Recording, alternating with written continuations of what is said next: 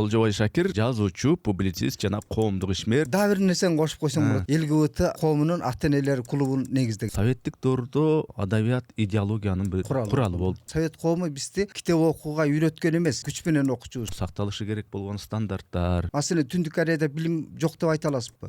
Бар. Ойду тоону каалагандай жаза берүүгө жол ачып койгон жокпу? Текебаев сыяктуулар делечи ложный демократтар болуп чыгып калды. Демократия деп кыйкырып жүргөн адамдар көрсө, демократ эмес экен. Бийлик ээси эл деп атпайбы? Эл эркин ой жүгүрткөнгө. Сиз суктанган жазуучу, суктанган чыгарма барбы? Мен эң таң калганым Айтматов. Зетмун бул Айтматов алар үчүн бир. Айтматов болсо Айтматов дегендей. Ошолордун тилинде Айтматовду манасты жеткире албай атканыбызда Адабияттын миссиясы эмне болуш керек? адабият бул сөз эркиндигин коргогон күйөрманы болуш керек да. Ош базарды аралап китеп сатып жүрөбүз. Мен миссионер болуп жашагым келет да. Дербиш болуп. Абактагы эркиндик кандай экен? Бүгүнкү бийликке абдан ыраазымын да. Адамдын ичиндеги кулдук сезим бул эмне бул? Бүгүнкү күндө өз ыктыяры менен кул болгондор толтурат. Өлүм бул бүт баардык нерсенин бүтүшүбү же Кудай менен бетме бет келүүнүн отчеттун башталышыбы? Берчи сонун сурооңо. Биз өлүмдөн коркобуз, бирок өлүмгө даярданбайбыз да.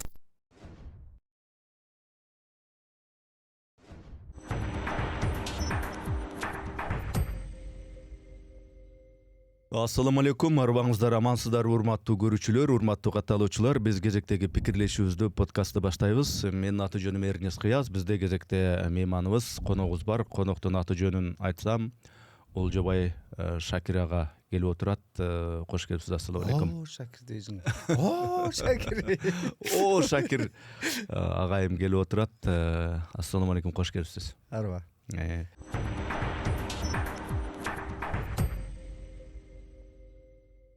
Мекенден алыста жүрсөк дагы Москвадагы мекендештерибиздин ден соолугуна кам көрүү эң маанилүү милдетибиз. Москвада өз тилиңизде сүйлөп тейлеген жана сизди чын дилинен түшүнгөн кесипкөй медициналык адистердин болушу кандай жакшы. Маманов клиникасы бул заманбап медицинанын жана кыргыз меймандостугунун айкалышы. Клиника төмөнкү кызматтарды сунуштайт. Тиш дарылоодан баштап эң татаал имплантация жана брекет коюуга чейин. Аялдардын ден соолугун коргоо жана кош бойлуулукту кылдат көзөмөлдө. Жогорку тактыктагы УЗИ жана лабораториялык анализдердин баардык түрлөрү. Кулак, мурун, тамак ооруларын заманбап ыкмалар менен дарылоо. Чоңдорго жана кичинекей бөбөктөргө кам көрүү. Биздин клиникада заманбап аппараттар жана көп жылдык тажрыйбасы бар дарыгерлер сиздин кызматыңызда.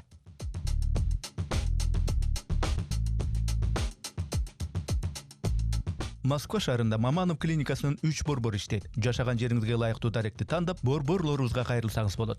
Бизге келиңиз. Сапатыбыз мыкты стандартта. Ал эми мамилебиз өзүбүздүн меймандос кыргыз пейилиндей.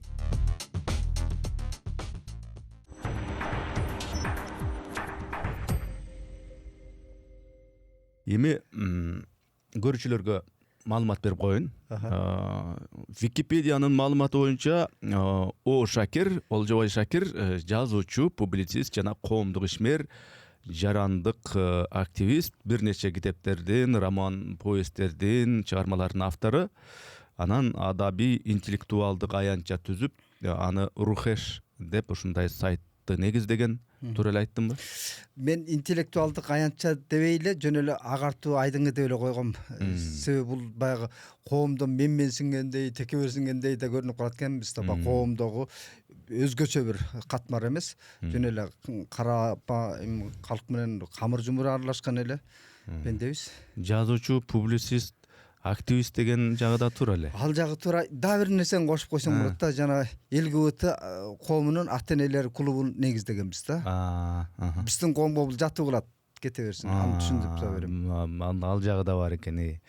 Эми биринчиден атайын убакытты бөлүп келип бергениңизге ыраазычылык билдирем. Уруксат этсеңиз суроолорун бере берейин, Бир шарт менен. Монтаждалбасын, кесилбесин. Кандай болсо ошондой кетсе жакшы болот. Монтаждалбайт. Анан сүйлөп атып, ары бурала калып деп жөтөлсөңүз, балким ошо жөтөлгөнүңүздү алып коюшуңуз мүмкүн. Ага макулбуз. Андай ошондой техникалык моменттерде. Мына биринчи эми баягы жазуучулук, китеп жазганыңыз, чыгарма жазганыңыз, адабият жагынан баштасак деп турам да. Олжобай ага. Советтик доордо бул адабият идеологиянын бир куралы болуп келген, бул факты. Ошол эле учурда ошол адабияттын көркөмдүк бир стандарттары да бар эле. Бүгүнкү күндө эми баягы мына эгемендүү болуп Кыргызстан. өз алдынча болгон менен цензурадан кутулганы менен бирок ошол чыгарма жазууда жанагындай жалпы ошол адабиятка тиешелүү көркөмдүк, сакталышы керек болгон стандарттар ошолор жок болуп аткан жокпу? Азыркы замандагы технология кандай өзгөрүп атса, адам баласы андан артта калып атат, бирок адабий теориялар өзгөрүп атат, жанрлар өзгөрүп атат. Биз советтик коомдогу искусствону, адабиятты чана турганга чамабыз жетпей атпайбы? Совет коому бизди китеп окууга үйрөткөн эмес. Аны күч менен окучубуз, чоң тираж менен окулчу. Ал коммунисттердин фильтринен өткөн адабиятта Таң уланчу. таң уланган. Мындай айтканда, билим менен адабият дайыма чайкоочулук кылып оокат кылып келебиз да. Маселен, мен дагы адабиятты бетке кармаганым менен же агартуучулукту бетке кармаганыбыз менен адабият деле билим деле коомду баш ийүүгө үйрөткөн инструменттер. Маселен, Түндүк Кореяда билим жок деп айта аласызбы? Бар. Же Түркменистанда, же Кытайда, же башка авторитардык өлкөлөрдө баарында эле билим бар, адабият бар. Бирок ал кандай адабият, кандай билим баш ийүүгө үйрөткөн, элге таң уланган, тарыхты окуткан, таң уланган мындай баалуулуктарды тааныткан, ал мамлекетке гана баш ийип бергенге үйрөткөн. Бул жерде мамлекетти мокочодой көргөсү эмес, тек гана бийлик ээси эл деп атпайбы? Ошол эл эркин ой жүгүрткөнгө, эркин сүйлөгөнгө, пикирин эркин айтканга үйрөткөнбөгөн да. Совет коому бизди бир тараптуу ойлонууга гана үйрөткөн. Окшош пикирде. Маселен, сен меймандарың кээде Сыймык Жапакеев же Нурлан Матуевди деле чакырып атпайсыңбы? Бизде ушундай көп түрдүүлүктү мен колдойм. Себеби ал коом каалайбы, каалабайбы, биз коммунисттик системадагыдай эле бир баягы үлгүлүү үй бүлө дегендер бар эмес беле? Чийинден чыкпаган, такыр эле мында оозунан чөп албагандарды үлгүлүү үй бүлө дешкен да. Бул авторитардык башкаруу да. Биз коомдогу ачыктык, ал элге баарын колуна салып бериш керек. Биз ошол психологиялык иммунитетибиз жогунан сиркебиз суу көтөрбөйт да. Кээси Сыймык Жапакеевди сирке суу көтөрбөйт же Мотиевди. Бул коомдогу кризисти аныктабайт. Тек гана биз жаңы этаптарды басып өтүүгө даяр болбогондон, башка пикирди каалабагандан, уккубуз келбегенден, ошол оозубуздан чыккан сөздү дагы аңдып калып атпайбызбы? Маселен, бүгүнкү күндө арзы Рамазандын маалында ооз ачууга келгенде кээ бир ультра улутчулдар чыгат да. Кыргыз тилге күйгөн киши дейчи, тиги ифтар дебей эле ооз ачар деп айтпайбы, же иншаллах дебей мында кыргыз тилине кебин айтпайлы депчи. Мен деле бир кезде ошондой көз карашта болчумун да. Бирок англис тилинде, дүйнөлүк интеграцияда башка элдердин тили деле бизге сиңишип аралашып атат. Англисче деле, орусча деле аралашып атат. Ооба да, анан дүйнөлүк глобализациядан биз эле кыргыз коому эле бөлүнүп эле мынтип эле баарын түртүп эле жат көрө бергенде болбойт да. Бул жалпы адамзатка сиңишүү, интеграция деген нерсе ушуда. Бир гана лексикондук эле аралашуу эмес, бүгүнкү күндө айыл чарбада канча аралашуулар болуп атат. Маселен, биздин багбандар мурда кыйыштырып өстүрүп келген өсүмдүктөрдөн башка кыргыздын кырчышына өспөгөн өсүмдүктөр өсүп атат да. Сонун гүлдөр, канча мөмө жемиштер. Интеграция деген ушуда, дүйнөлүк.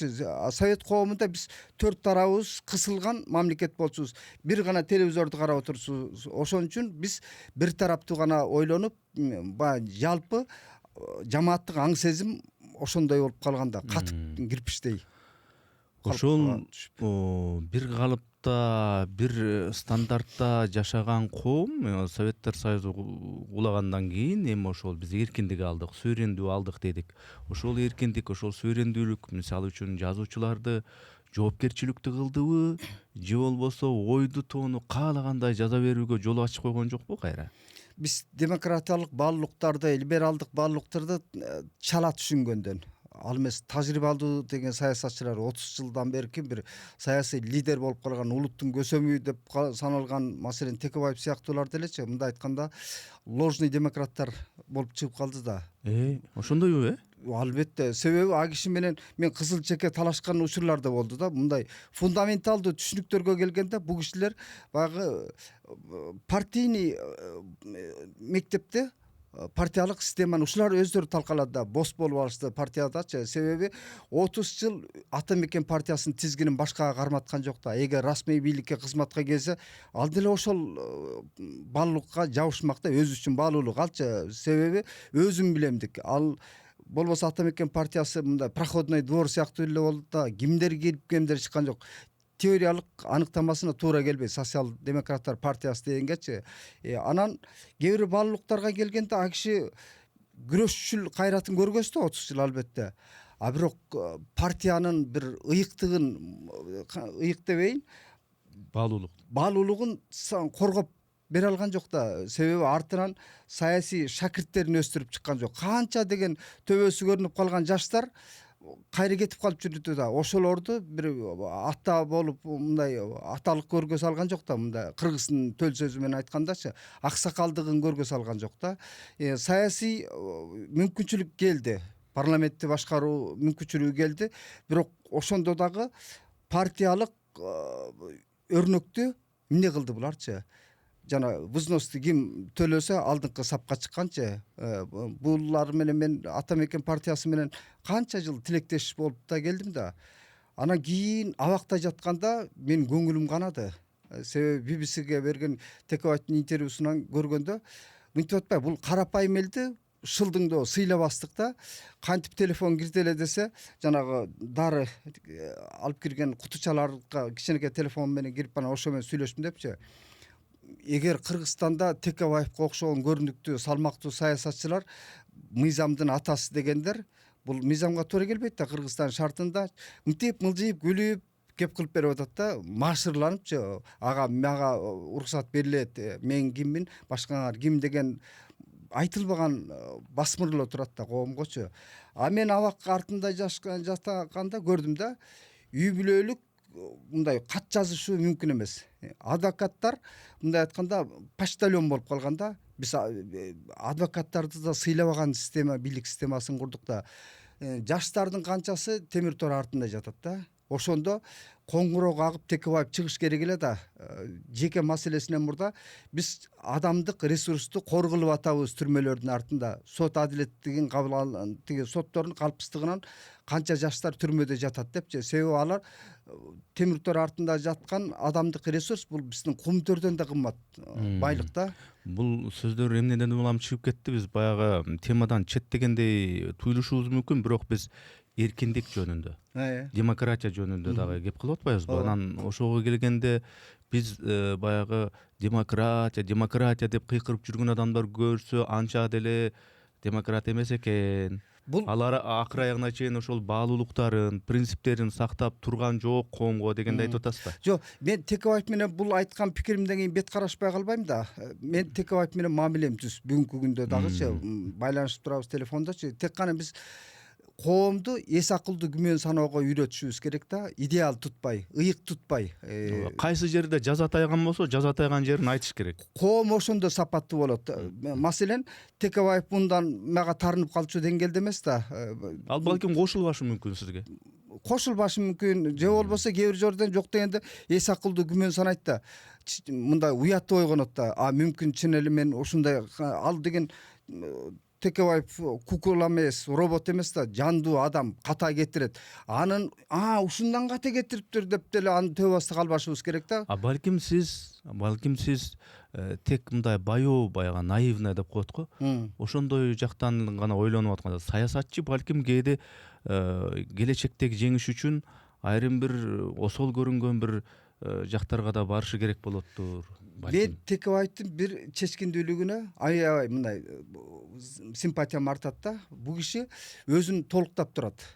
Маселен, кыргыз тарыхын, байыркы тарыхын, соңку тарыхы жөнүндө ChatGPT менен кызматташып аябай активдүү болуп атат. Активдүү болуп атпайбы?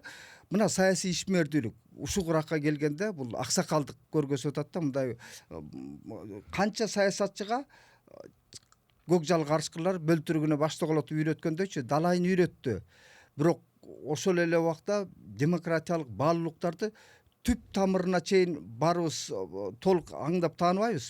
Бирок ошентсе дагы кээде мүдүрүлгөн жерин айтып турганыбыз бул алака мамилебиз деп айтканыбыз оң да. Баягы биз коомду психологиялык иммунитетин бекемдөөдө ачык коом, демократиялык коомдо маселен шайлоодон кийин Байден менен Трамп бири бирин куттуктап атпайбы, моюнга алыпчы. Мына демократиялык баалуулуктар да. Болбосо Израиль менен Америка акыркы 2-3 жылдан бери кээ бир позициялардан келише албай калат. Кээ бир жерлерден деги эле цивилизациялык коомдорду, Евросоюзду карайлы, батыштын саясий альянстарын карайлы саясий блокторунчу бир жерден такыр келишпей калат. Бирок андан такыр эле үстөлдү тарс коюп эле туруп кетпейт да. Буларчы бир чечимге аягына чейин чыгууга баарынын пикири менен угат да. А биздин коомдо мындан кээси мындай жыйынтык чыгарышы мүмкүн да. Болду, Олжобай менен Текебай эртең бет карашпай калат, көз кара деген нерседен алыс болушубуз керек да. Биз ийкемдүүлүккө үйрөнүп, коом канчалык ачык болуп, пикирибизди баягы футболкомду карасаң, көзүмө карап сүйлө деген. Тике карап сүйлө дейт. Мен тике карап эле сүйлөп атам бирок. Биз коомго жанагы агартуучулук, адабият жөнүндө кеп кылып калбадык беле. Адабият да ошондой эле болуш керек да. Турмушта кандай болсочу, биз жасалмалуулукка үйрөнүп алган коомбуз. Жасалма адабиятка ынанып, ишенип алган коомбуз да. Бул бир образдарды түзүп алыптыр. Себеби советтик адабият оң карман, терс кармандар түзүп берип койгондо, дүйнөлүк адабияттагы шедеврлерди окусаң, авторлордун мындай мурду да көрүнбөйт да. Хемингуэйди эмне үчүн кызыгып окуйт, же болбосо Виктор Гюгоны ал автордук амбицияны бер жака жыйыштырып койгон. Болгону гана мынтип окурманга салып берет. Кайсынысы жакшы, кайсы жамандыкты. Маселен мен өзүм тажрыйбам, адабий тажрыйбам жетише элек убакта мен да кээ бир жерден сокоюп өзүмчө калып жүргөм да.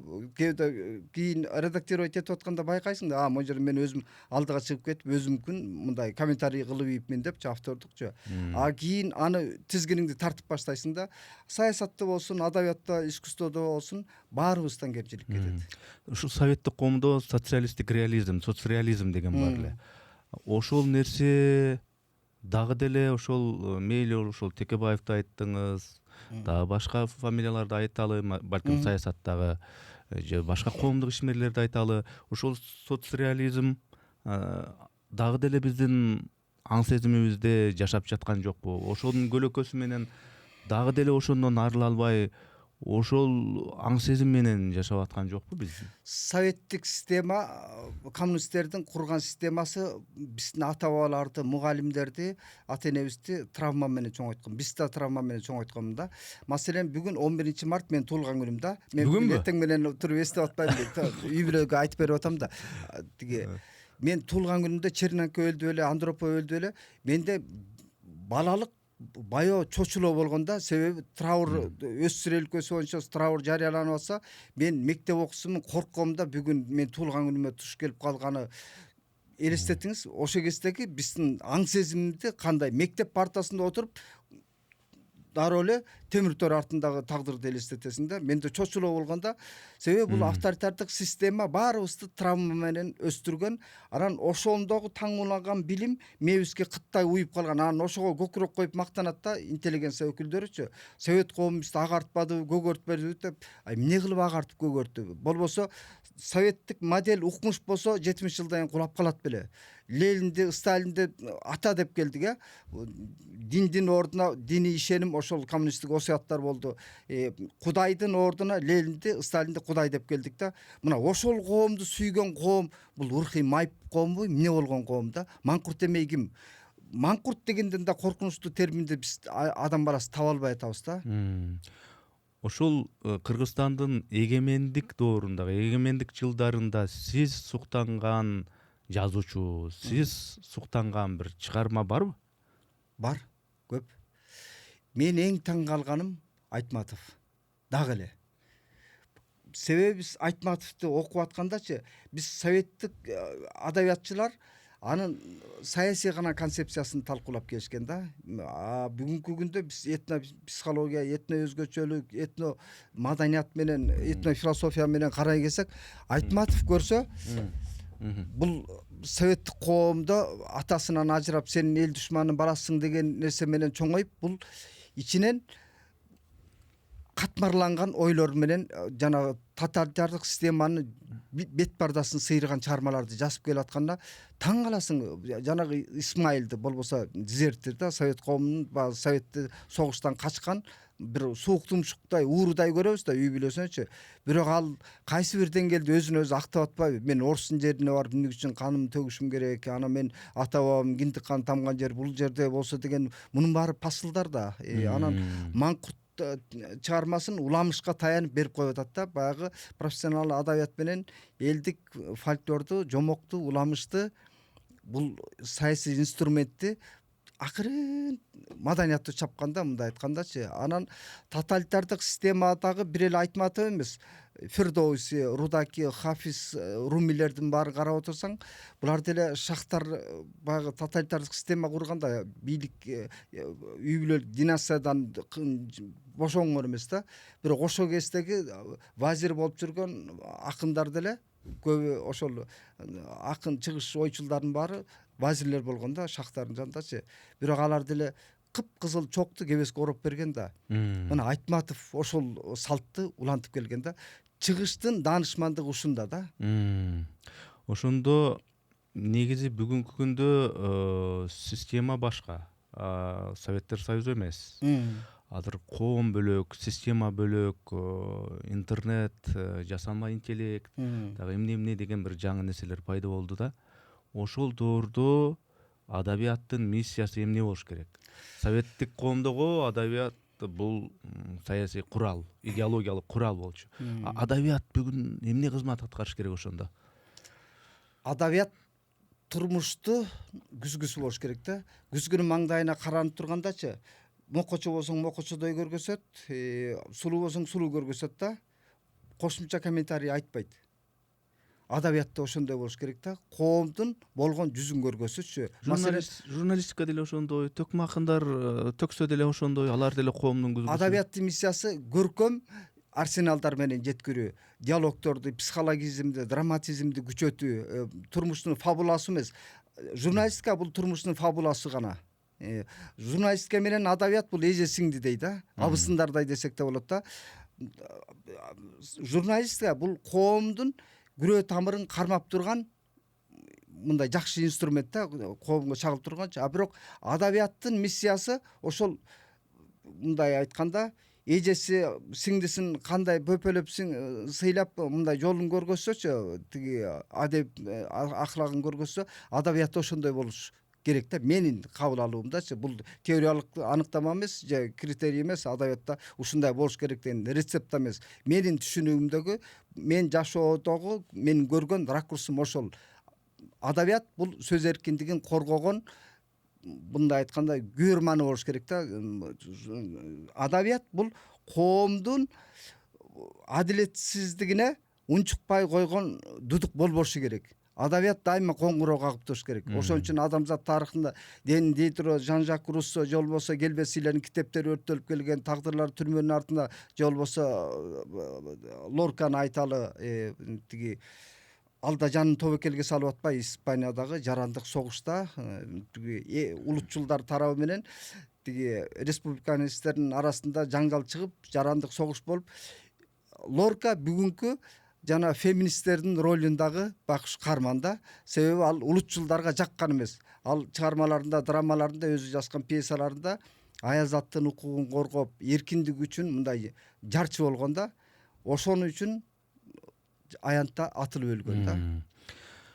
Эми кыргыз адабияты дегенде эле бирдеме десе эле Айтматов дей беребиз да. Кыргыз совет адабиятынын туу чокусу Айтматов дейбиз да. Анан кийин бирок бир нерсени моюнга алсак туура болобу дейм да. Могу Z Moon деп коебуз го.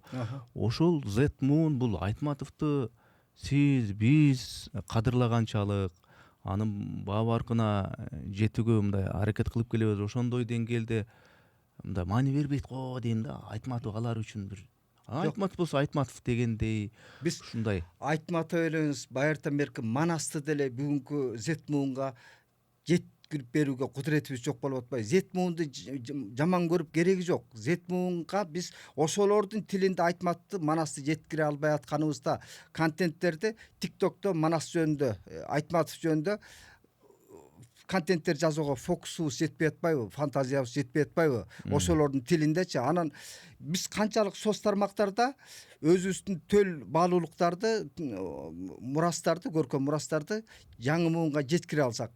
Маселен бүгүнкү Илимдер академиясында отурган тилчилер, окумуштууларга караганда тентек жаштар көбүрөөк тил жайылтууга мүмкүнчүлүк берип атпайбы? Кыргыз тилинде грамматикасы кандай айтылыш керек, жазылышы кандай болуш керек? Ошол эле зет муундун арасында жаштар көп да. Биздин окумуштуулар, мындай айтканда, мен редакторлук тажрыйбамда көп байкадым да. Илгери Алым Токтомушев сөздүн дыйканы болчу да. Булар Ашым Жакыпбеков, Салижан Жигитов, Эсенбай Нурусов сыяктуу жазма маданиятты калыптагандар аста. Анан бир жолу белгилүү академик Коңкобаевден мен интервью алып, мен аябай сыймыктанып аткам да, сонун интервью алдым депчи. Анан Алым байкеге телефон чалсам айтып калды: "Эй, окудум, болбогон бир кеп да" депчи. Анан Алым байке көзмө көз отурганда мынтип атпайбы? Кыргыз тилдин канат куйругун кырккан так ошол биздин титулдуу окумуштуулар депчи. Себеби баягы теориялык талдоого алып, биз мына аракеттеги автор сен экөөбүз жазып аткан мана тилди жандуу кыла турган биз. Ал окумуштуулардын баары кыргыз тилин өлүү тил кылып салган. Жанагы эрежелерге да ушуга чейин башаламан болуп келатпайбы кыргыз тиличи? Анан булардын тутунган бир кыргыз тили эрежелери бар да. Мындай айтканда, такыр эле көркөм адабиятка мүмкүнчүлүк бербегенчи. Болбосо адабий тилдин нормасы деген биздин түрмө бар да. Ошого камап койгон кыргыз тилинчи. Түштүктүн тилинин лексикондорун колдонгондун ордуна ошо диалектик сөздүктөр менен биз эне тилибизди байыткандын ордуна жок, кыргыз тилинде момундай болуш керек деген нормага тыгып алганбыз да. Ал көл менен нарындын лексикону менен чектелип калган биздин эне тилчи. Анан түштүктүк туугандардын тилин жерит да. Мындай болбош керек да. Бирок мындай караганда түштүктүн акын жазуучуларынын эң мыкты тили шириндери ким? Кубатбек Жусупалиев, Мырза Гапаров, Төлөгөн Касымбеков, туурабы? Анан биз ошондой жандуу тилди жанагы аттуу баштуу титулдуу окумуштуулар кысат да. Мындай болбош керек. Болбосо түштүккө эле эмес, таластык туугандардын лексикону башкачараак, тиги баягы казакташканчы. Мындан трагедия чыгарбашыбыз керек да. Маселен бүгүнкү күндө эне тилибизге дүйнөлүк интеграцияда канча элдердин тили жуурулушуп кирип кетип атат. Англисче, арабча, персче толтура да. Эми анын баарын эле четке каккандан тил байып кетпейт да бизчи. Биз кыргыз тилин законуна ылайыкташтырып өздөштүрүүбүз керек. Маселен, компьютер дегенди компьютер деп айтып атпайбы? Айылда кепирчи. Илгерки эски муундагы аксакалдар, кемпирлер, чалдар кыргыз тилинин реформаторлору ошолор болгондо кроватты керебет, самоварды самовар, ушул сыяктуу эле да толтура да кыргыз мындай тил законуна баш ийдирилгенчи. Биз өзүбүздүн тилге ошентип жуурулуштургандын ордуна жок, кыргыз тилинде мындай болуш керек деп анан бир кулаш термин кылып которобуз да. Ошол мен жогорудагы суроону берип атып дагы башка өңүттөгү жоопту алдым. Бирок мен ал суроону бергендеги максатым мындай эле, ошол Айтматов деп ошол Айтматовду бир мындай бир планка кылып алып, чыгарма жазса, роман жазса, повесть жазса, аңгеме жазса, ушу Айтматов да жазыш керек дегендейчи. Анан Айтматовдон кийинки Боштук деген адабиятты ошондой бир кризисте турган жокпу бизде? Боштук деп айтпас элем. Маселен, Актан арым кубат былтыркы фильминде Топчугүл Шайдуллаеванын чакан аңгемесин мен бергем. Себеби ал киши өзүнүн интервьюсунда да айтып атпайбы? Тиги мен Урхештин негиздөөсү Олжобайга сүйлөсөм, ушуну сунушта депчи. Мен сунуштай турган авторлор толтура. Маселен, Топчугүл Шайдуллаеванын аңгемелерин окуганда мен үчүн ачылыш болгон да. Ага чейин кыргыз адабиятында азуулуу адабиятчылар а кишини сөз кылбай чыгармачылыгындачы. Баягы эле советтик коомдогу эле оң карман, тез кармандар менен колдор бош эмес да. Анан бүгүнкү күндө Топчугүл Шайдуллаева мындай Айтматовдун мектебиндеги жаңы ысымдардан да. Ошол сыяктуу эле бизде башка авторлор толтура. Тек гана биз баягы Айтматовду алкулосмонту шпаргалка кылып алганбыз да. Шпаргалка дегеним кандай? Аттуу баштуулардан жакшы көргөн жазуучуңуз ким десе айтмат дейт. Анын чыгармаларын мынтип атап берет. Ал элге шпаргалка сыяктуу жатталып калат. Эки жерде 2-4 дегендейчи. Анан ал китеп бетин ачпагандар деле ошо китепти шыдыратып айтып берет да. Биз ошенткен сайын Айтматовду окутпай койдук да. Себеби Айтматовду канчалык көп оозанбай койсок, ошондо кызыгуу болмок да. Жанагы запрет кылган нерсеге бала ошончол көп умтулат эмеспи? Айтматовду биз айта берип ашмалтайын чыгарып салдык да. Айтматовдун ысымын көчөлөргө, райондорго чейин берип дүйнөлүк атактагы жазуучуну биз майдалап ийдик да. Мунун баары чайкоочулук Айтматов мененчи. Тек гана биз Айтматовдун жаңы мектебин калыптаган жаш калемгерлерге, ышкыбоздорго жол түшүбүз керек. Ошол жаңы ысымдарды биз мода кылышыбыз керек. Мен могу китептерди ала келген себебим биз бүгүнкү күндө ырчы, чоорчу башкаларды мода кылбастан мына агартуучулар тиги эрк тарбиясы бул тиги китеп Кейжи чыгарган Кылычсыз самурай бугу пресс чыгарды. Өкүмдар дагы бугунуку. Анан Китепстан жакында мына бул уурдалган көңүл дегенге мен дагы кеңеш бере элем. Бул биз бүгүнкү коомдун адашкан коомго, рухий майып болгон коомго ушул китептерди сунушташыбыз керек да. Биз Айтматовду макул окубайла жыйыштырып коелу дейли. Бирок бүгүнкү күндө жок дегенде ориентир үчүн дагы кайсы чыгармаларды окуш керектигин таңуулап турушубуз, мындай таңуулап эмес, көбүрөөк кулак кагыш кылып турганыбыз жакшы да. Маселен мен могуреки Кылычсыз самурайды окуганда ар бир кыргыз окуш керек экен деп койдум. Себеби кыргыздын генетикалык кемчиликтерин ушул чыгармадан окуйсуң. Себеби кыргыз мындай корсойго мүнөз го. Маселен өзбек туугандар мага Борбор Азия тууган кошуналардан эң жаккан калк да. Мындай корсойбогон, чөнтөгүндө акча болсо да жупуну билдирбеген кичипейил мындай кызмат көргөзөт да. Түштүктүк туугандарда да ошол сапат бар да. Бирок түндүктүк коңкубай туугандарыма айтар элем да, ушул Кылычсыз самурайды окусак биз ийкемдүүлүккө үйлөнөт элек да.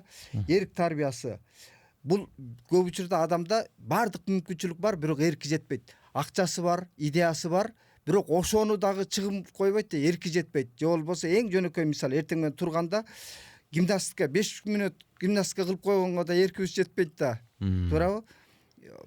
Бет башыңды жуйсуң, тишиңди жуйсуң, болду, ошого эле эркиң жетет да.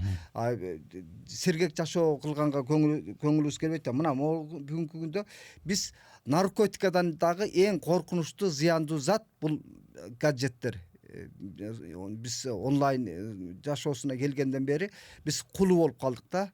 Ошол соц тармактардынчы өкүмдар бул Макиавеллинин атактуу чыгармасы. Бул бийликтин табиятын ачып берген. Мына бул жигиттер бүгүнкү коомдун агартуучулары да. Биз Айтматов деле кеп кыла берип, Айтматовду дежур кылбай, биз могуларды мода кылышыбыз керек. Мен сага кеңеш кылар элем, сенин просмотрларың көп болуп атпайбы, көрүүчүлөрүңчү?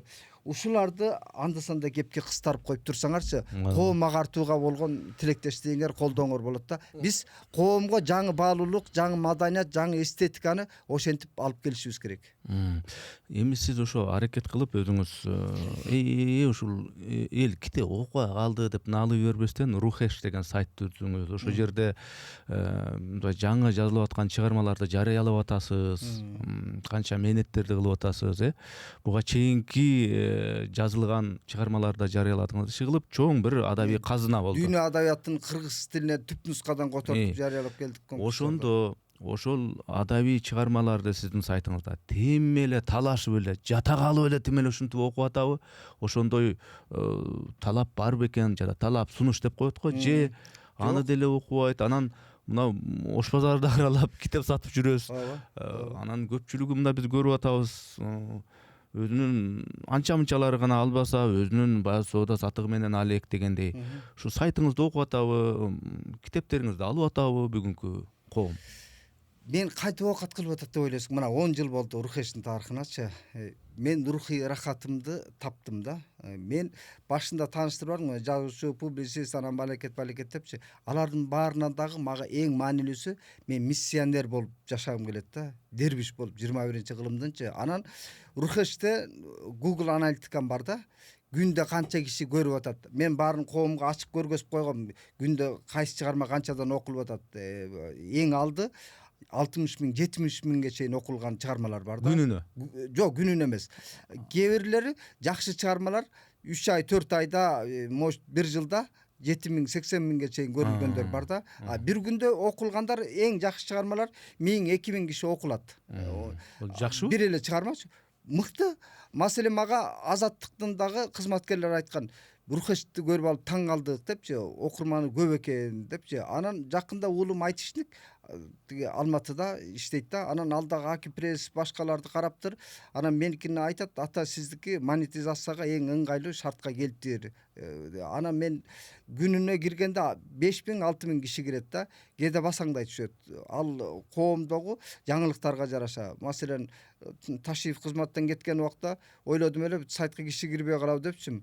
Бирок баягы туруктуу окурмандарым солкулдабайт экен, кирип турат экен да. Күнүгө 3 миң 4 миң кирип атты ал убактачы. Ал эми китеп базар кылып мен мал базарларда, мечиттин алдына барып китеп сатып атканым бул коомго мындай айтканда жаңы баалуулукту өзүбүз жеткирүү да. Биз элди сөгүп эле китеп окубайт экен деп отура берген бул аракет эмес. Менде лозунг бар командабызда, сөздөн ишке эбак өткөнбүз депчи. Анан жөн эле айта бергенден көрө колуна апарып берсең, элге бул тейлөө кызматы да. Китеп дүкөнгө баары чыгынбайт. Жолдор тыгын шаардачы. Кээ бирлер бар, алайын дейт, шарты келбей жүрөт, шылтоо табылат, той топурдан башыга бошобойт. Алдына келген китепти алчусу алат да. Анан мындай нерседен биз жаңы адабияттын бир жаңы пародадагы жазуучу болушубуз керек да. Демек адам өзү нан жасайбы, булочка жасайбы, торт жасайбы, китеп жазабы, аны өзү сатыш керек. Фермер өзүнүн продукциясын сатат, картошкасын, сабизин, баба дыйкан өзүнүн тиги жемишин саткандай эле. Акын жазуучу бул жазып койгондон эң маанилүүсү сатуу маданияты. Биз ошо либералдык баалуулуктарды турмушка ашырмайын, ал адабиятты укмуштуу жазып койсоң дагы элге жетпегенден кийин мен эртең базары эң кеңири авторлордун бири мен болом, көзү тирүүсүндө. Себеби бүгүн мен базарларды, мечиттерди аралап китеп сатсам, алардын колуна жетти да, эртең менин китептеримди сурап баштайт. Чалып аткандар бар. Маселен Шайлыбек Дүйшеевке убагында интернет жок убакта агым кести асаба жакшы трибуна болуп берди да. Кийин суроо талапты жаратты да. Бестселлер адабият болуп калды кишиникичи. Эл азыр таппайт агымдарды кесет. Мен жакында эле тиги Америкадагы бир мекендешибиздин өтүнүчүн аткара албай атабыз да, таба албай атабыз. Үй бүлөсүнө чалсак да жок дейт, китеп дүкөнүнө барсак жок дейт да. Мына биз адабият ошого жетиш керек. Мен ага көгөрүп атып жетишим керек. Мага эл колума салып бербейт да. Мен экенди элге өзүм жеткиришим керек. Мечиттин алдында бул мага эртең бренд болуп калсын үчүн. Олжеке, эми сиз мына пикирди эркин айтамын, сөздү эркин айтамын деп, сөз эркиндиги деп мына абактын дамындагы татып чыктыңыз. Ошондо абактагы эркиндик кандай экен, эркиндиктин баасы? Мен чыккан күндөн баштап эле коомчулукка жаздым. Түрмө мага ак жолтой үй болду. Бул мен эркиндикти кесир санагандан эмес. Мен бүгүнкү бийликке абыдан ыраазымын да. Бул жөн эле бүгүнкү бийликтин көзү турган үчүн эле айтып атканым эмес. Мен өмүр бою айта турган нерсе да. Себеби мен өзүмдү таанууга абак жашоосу чоң түрткү берди. Мен абак жашоосуна барганда жашоодун жер үстүндөгү түрмөдөн кутулдум. Той ашка чакырган киши жок. Ашыкча убактыңды алган киши жок. Ал жерде мен барганда жанымда камерада чогуу жаткандар менде шек санады. Сиз шизофрен болсоңуз керек депчи. Себеби соо киши ушу түрмөгө келип алып сүйнөбү депчи. Мен жаңыдан барып камерага кирип жатканда эле, ой, я наконец-то здесь деп мынтип жаттым да, кроватта жатсам, сиз соосузбу дейт да, сиздин курагыңызда небере сүйүп бир жакшылыкта жүргөнүңүз жакшы да депчи. Анан айттым, өзүнө сыртта жүргөн кишини соо деп атасың. Анан ал жактан мен могу интернеттен кутулдум да. Баягы биз мээге мусорду толтурган проблеманы моореки уурдалган көңүл десе, бул биз мындай ойлонушубуз керек да. Адам ой топтой албайт го, бир жеңге кунт кое албайт да. Биз коомдо кунт койбогонго үйрөнүп калдык да. Мындай айтканда акмак улакпыз да. Мен сага айтып атканым кулагыңа канчасы кирет кирбейт белгисиз. Себеби биз кыска видеолорду көрүп, кыска бир немелерди, флеш мобторду көрүп жүрүп, эс тутумубуз начарлап калды, кунт коюбуз начар болуп калды, нейрондорубуз ушунчалык кыска нерсеге кыныгып калып калды да.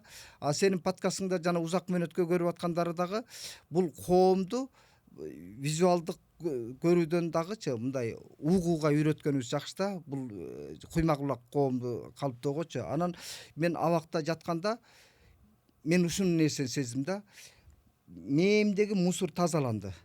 Мындай айтканда, ал жактан күнүгө информация уга албайсың да, телефонду карап, мен мурда Украина менен Россиянын согушун эле тиктеп эле кызууганды карайсың да кээ бир жаңылыктаргачы. Анан ал жакта жатканда маалыматтан мээ чарчайт да. Ошондон эс алдым. Коомдогу ал жердеги кишини киши жамандабайт да, камерада баары ачык турат да, тиги тар жерде бирөөнү бирөөгө шыбырап жамандай албайсың. Анан киши жамандаганда сөзгө аралашып кеткенден кутуласың да. Ал жерде ачык да, мындай камерадагы баарын бирөөнүн үйдөн аманат тамак ашы келсе да баштыгын ашак баарыбыз эле мындай олдо эмне болсо ортого коесуң да. Анан ал жактан өзүмдү ийге келтиргенге эң чоң мүмкүнчүлүк болду. Мендеги текеберчилик, менсинип жүргөн баягы мен деп көкөрөк койгулап жүргөн Ошакир тияка барганда мен өзүм таба аладым да. Ушуну көрмөксүң, эми кантер экенсиң, чыдар бекенсиң, жокпу депчи. Анан Алкул Осмоновдо мен өзүмдү үй сыртыман карасам дейт го, мен өзүмдү мындай сырттан караганга үйрөндүм да. Эми бул сиз үчүн эксперимент болуптур. Сиз үчүн мындайча айтканда эми тамаша дебейин. Мындай эми түрмөгө түшкөндө, абакка түшкөндө адам чүнчүп капа болуп, неге мындай болот, мен макул эмесмин, ушул да болобу деш керек да. Сиз болсо деп ошол жерге келип анан чалкалап өзүңүз айткандай жатып ошол жердеги көрүп, коомдон чарчаган киши. Бирок мен башка өңүтүн сурап атам да. Сиз үчүн ошондой болуптур. Чыгармачыл киши үчүн эми абакты да көрөйүн деп анан көрүпсүз. Бирок эми пикир айтып койгон үчүн, сөз айтып койгон үчүн ошентип анан түрмөгө түшө берген бул жакшы нерсеби негизи? Мен бул бийликтин тушунда эле эмес, башка акын жазуучулар мамлекеттик сыйлыкка алганга эки көз төрт болуп жүрсөчү, мен кантип ошол жакты көрөм дегенге эки көзүм төрт болуп жүргөн. Себеби мен Болот Черниязов менен жакшы мамиледе болчумун. 2010-жылы төңкөрүш болуп кеткенде а кишини сурангам да. Ошол жака бир саясий эпизод менен камап коюңуз деп, бир жолу эки жолу сурасам экөөнү тең күлүп болбойгондой, соосуңбу сен, койчу жинди болбошу депчи.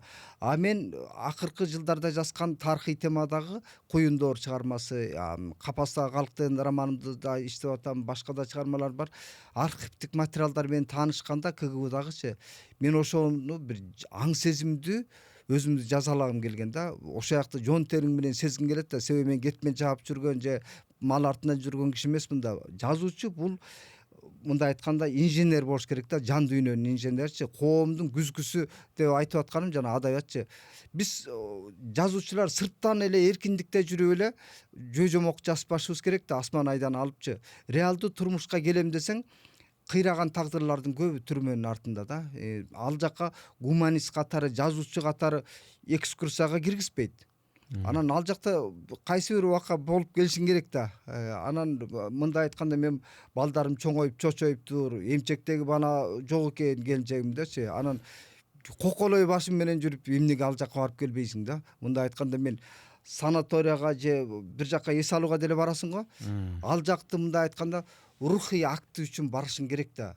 Өзүңдү таануу үчүн. Адам өлүп көрбөйт. Жер планетасынан башка планетага барып келе элекпиз, түрмөнү көрө элек, бирок корко берет да.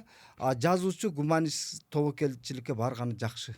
Сиз ошо мисалы үчүн ошол абактагы турмушту жазыш үчүн же эркинен ажыратылган бир ушундай бир жашоону жазыш үчүн аны жөн эле эркиндикте жүрүп жазбастан ошонун бир көрөйүнчү кандай экен деп анан аны дагы искусстволук жасалма түрдө эмес чындап эле монтип чаарбаштык кылып жүрүп акыры камалдыңыз. Мындайча айткандачы атайлап эле ушу чаарбаштык кылып эле аны айтып, муну айтып чаарбаштанып атып акыры камалдыңыз. Ал түшүнүктүү. Мен бирок башка нерсени сурап атпаймынбы?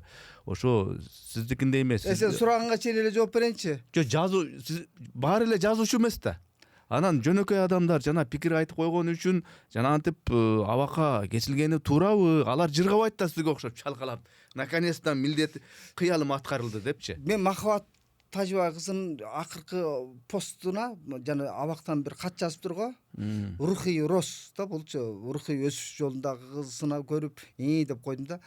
Кыргыздын мен кулк мүнөзүн абак жашоосунда көрдүм да. Эркектердин деградациясын так ошол жакта сездим да. Анан мен абактан сумдук ойлор келди да. Маселен Кудай Таала аялзатка адамгерчиликти ууштап бериптир, эркектерге чымчып бериптир депчи. Мен муну реалдуулуктан көрдүм да. Аялы менен ажырашып кеткен эркектерди көрдүм да. Анан 3 жыл 4 жыл мурда ажырашып кеткен аялдары кийимдерин, тамак ашын алып келип берет да.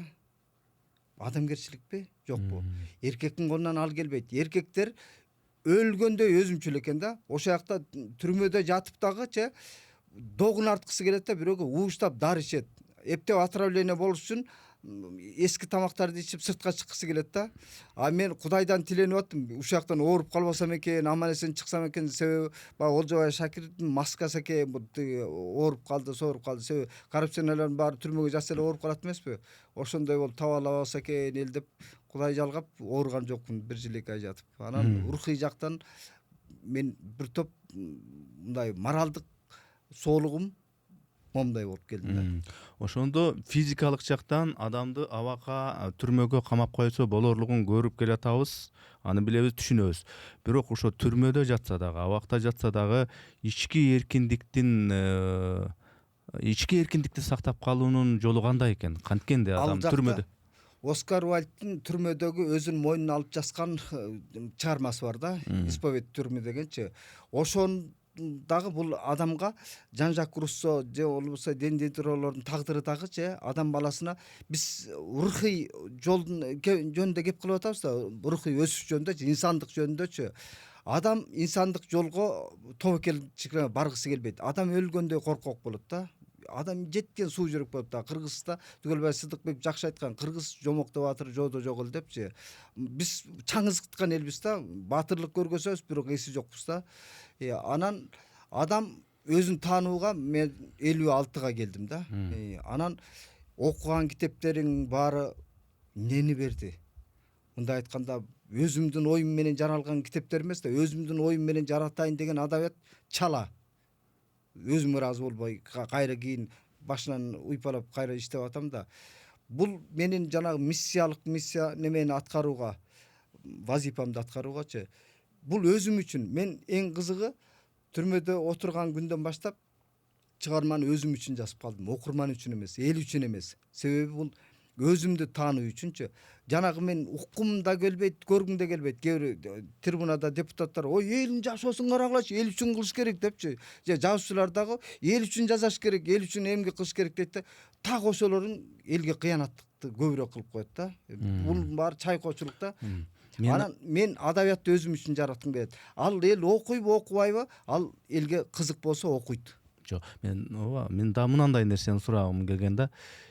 Эркиндикте жашап жүрүшөт, бирок түрмөдөгүдөй жашоо кечиргендер бар. Түрмөдө мына көрдүңүз, адамдар менен сүйлөштүңүз, мамилелер болду. Ошо түрмөдө жашаса дагы эркин жашаган, эркин ойлонгон адамдар бар бекен деген суроо да. Эркин жашагандар аялзаттар экен. Мен абакта сейилге чыгабсың да, короого чыкканда кыз келиндер менен көңүлүн сурап, сиздин айылга өтүп барайынбы деп тамаша кыласың да, короодон короого аттап кете албайсың. Анан шаңкылдап күлүп, сонун отурушат да.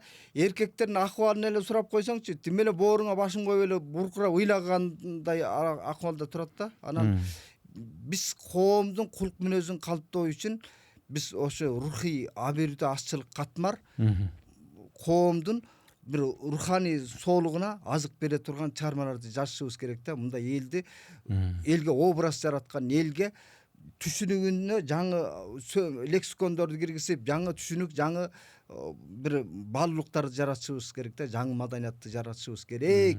Себеби бизден эң коркунучтуу түрмө элдик салттар, элдик нарктар. Себеби элдик кээ бир макал лакаптар бар. Элди ошондон чыгарбайт да.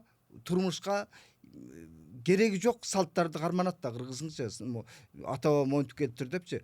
Эң коркунучтуу түрмө кээ бир биздин турмушка бүгүн кереги жок салттар, түшүнүктөр. Бүгүнкү күндө кыргыз коому эркин деп ойлойсузбу? Эркин болуш үчүн эмне кылыш керек? Эркин болууга даярбы? Эркин болуш үчүн эмнелерди курбанчылыкка чалыш керек сиздин оюңузча?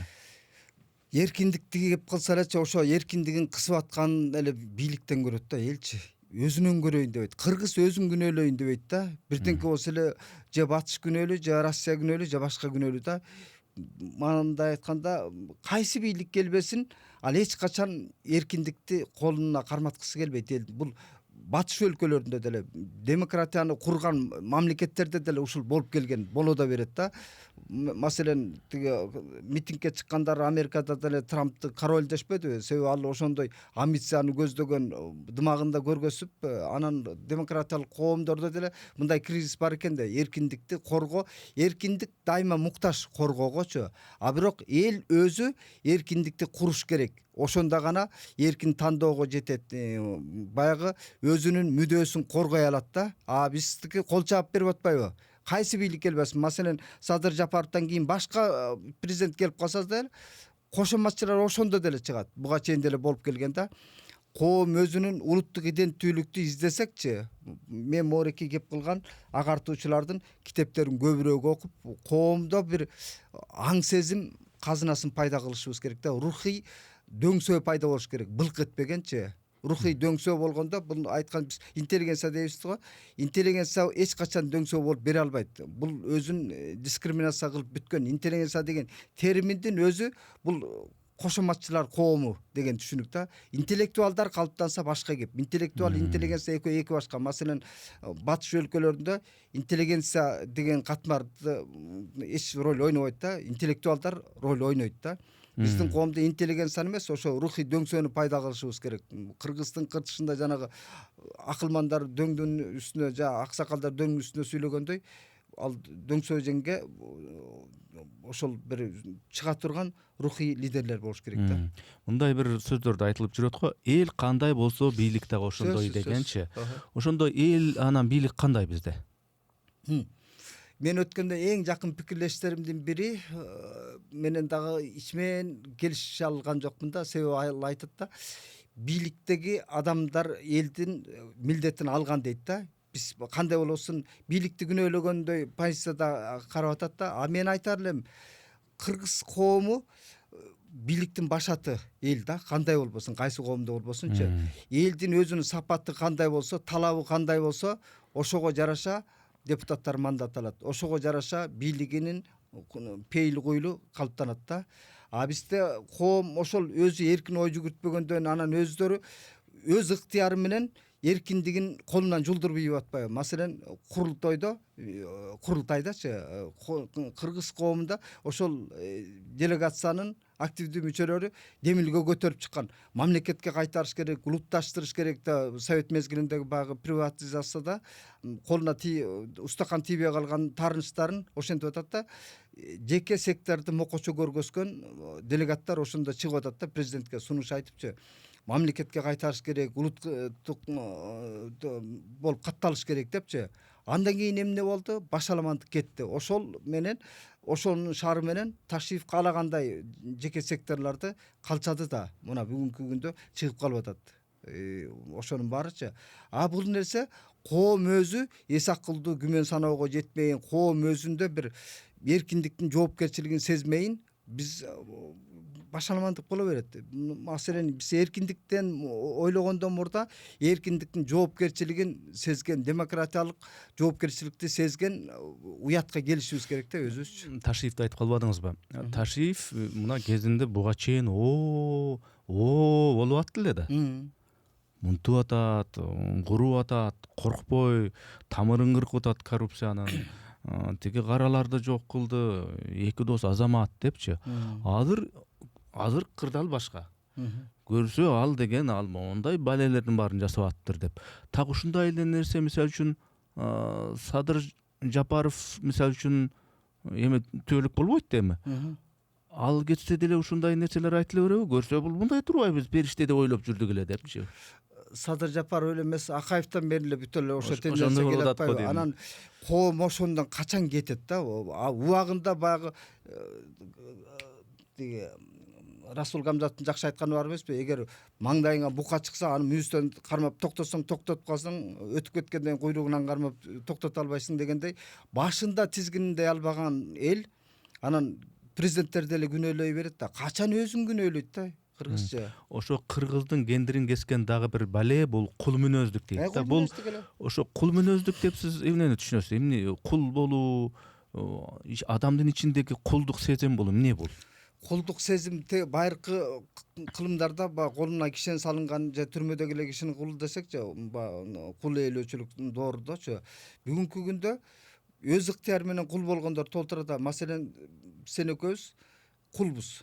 Эмненин кулубуз? Бүгүнкү гаджеттердин кулубуз да. Телефонсуз оокат кыла албайбыз. Моореки студияда бүт камералар отурабыз да. Мындай айтканда наныбызды таап жей албайбыз да. Сен бул ишиң токтоп калсачы. Бирок биз ушуга осознанный мамиле кылабызбы? Кеп ушунда да биз аң сезимдүүлүккө келбеген да, аңдоого. Эгер адам баласы аңдоого жетпесе, кулдук деген түшүнүк инструменттер толтура.